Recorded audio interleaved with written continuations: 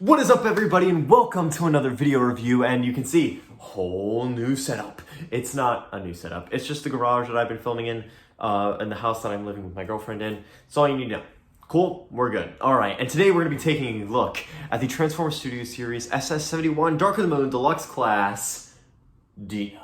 No box again with this review, haha, sorry. But before we take a look at the figure proper, we have to take a look at his accessories. Now, he just does come with two of these wrist blades that we saw very briefly in the movie, and these are actually a permanent attachment of his. Just cast in a very dark, almost black gunmetal, with some nice mechanical detailing throughout, and two tabs on there to plug into vehicle mode, but we don't have to worry about that because we're about to get right into it. And here we have the Transformers Studio Series Dark of the Moon Deluxe Class Dino out here in his vehicle mode, which is not a Ferrari. Now, this is because of the licensing agreement between Mattel and Ferrari. The only reason Ferrari allowed them to have a Ferrari in the movie was because of they named him Dino, which is after, I believe, the founder of Ferrari's son. Could be wrong about that. But taking a closer look at the details of this vehicle mode, you can see some nice gunmetal gray for the headlights, some black for the grille right there, some nice silver rim job or paint job on the rims. Unfortunately, these tires are not the best kind of tires, but we say la vie. There's a little bit of paint mismatch from the cherry red shade of plastic on there as opposed to the painted clear plastic of the doors and the roof. On the back, you got some more black for the bumper. No paint for the exhaust ports. Shame, but it's nice. It's all right, I guess. You got some black for up here and some black and red lining for the taillights. And this car, as far as I know, does not have a gas can, so 0 out of 10. But what you do see is all of the robot mode, or some of the robot mode just in there through that smoky clear plastic, and then you have the entire robot mode just down there, kind of like an RPM. Remember those? But that's about it for details on the vehicle mode, so let's get some size comparisons in here and see how he scales up. And moving Dino right along over here, for comparison, here we have the Transformers Studio Series The Last Night Hot Rod, the Transformers Studio Series Jolt, and the Transformers Studio Series Chromia.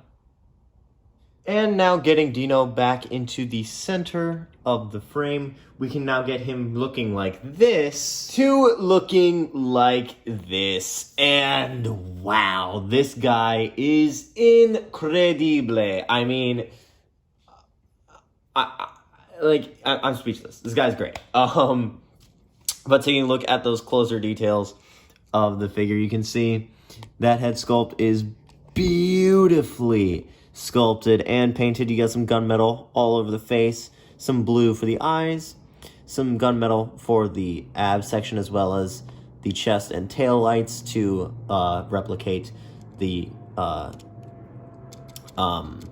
headlights. You got some gunmetal on the wrists, some nice sculpt work for the thighs, some gunmetal on the shins, and then you have the feet, which have gunmetal and are nicely sculpted as well.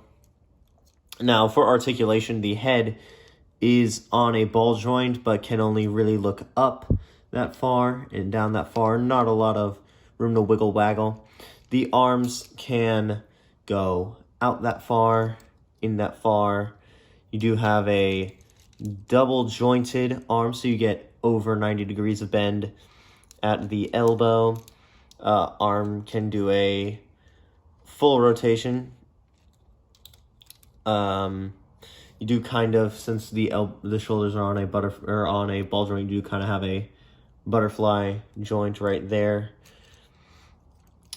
Legs can kick up that far, back that far. Knee has 90 degrees of bend, and you have, this is mostly a transformation joint, but you do have up and down at the foot. And then you also have a sculpted in ankle, and then he can do almost the full splits. But yeah, that's about it for this guy in robot mode. So let's get some size comparisons in here and see how he scales up. And for comparison, moving Dino off to the side a little bit. Here we have him next to the Transformers Studio Series Dark of the Moon Bumblebee. Here we have him next to an Autobot I wish we saw him interact with, the Transformers Revenge of the Fallen Recon Ironhide. Here we have him next to a Decepticon I wish he had interacted with, the MPM 05 Barricade. And switching it up on you guys, but still the same character, here we have my custom Fall of Cybertron Thrilling 30 Skywarp. And that about wraps it up for the Transformers Studios series Dark of the Moon Deluxe Class Dino. And yeah, my final thoughts on this figure are pick him up wherever you can. He is the best Studio Series figures, or one of, if not the best, bar none, in my opinion. I think he's so well made, and while I haven't had in hand all of the Studio Series figures line, he'd probably be in my top 5, maybe even top 3 right now of the ones that I have owned and played around with. He's easily my number 1. That's saying a lot, because I really loved that B-movie Bleakswing. Yeah, like, this guy is just great. I'll leave a link down below to the Big Bad Toy Store or TF Source, wherever I can find a link to this guy that's not a third-party seller. And until next time, guys, I hope you liked this video, and if you liked it, please feel free to leave a like and subscribe. And here's your second reminder to please leave a like, and I'll see you all in the next review. Bye-bye.